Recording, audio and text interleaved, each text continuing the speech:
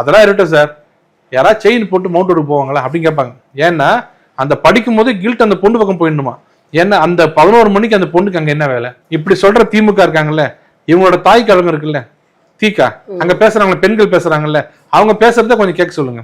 இவங்களே தான் சொல்றாங்க, ஏன் பெண் எப்படி இருந்தாலும் நீங்க வந்து ரேப் பண்ணுவீங்களா, பெண்ணு ஆடைக்கு குறைவா போட்டா நீங்க ரேப் பண்ணு அப்படின்னு சொன்னவங்க யாரு?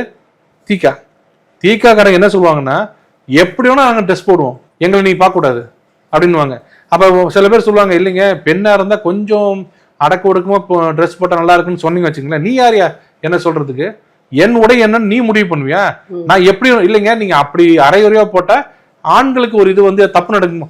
அப்ப சின்ன குழந்தை அரைகுறையா போட்டு போதா? அப்ப அதையே நீ வந்து இது பண்ற, போக்சோல பண்ற? ஓம் புத்தியில வைக்கணும். இப்படிலாம் சொல்லக்கூடிய அறிவு வல்லுநர்கள் இங்க பாருங்க திமுக ஆளுங்க என்ன சொல்றாங்க, அந்த பொண்ணு எங்க போச்சு? ஏன்னா இப்ப அந்த பொண்ணு மேல குற்றம் சொல்லிடணும். அப்பதான் காவல்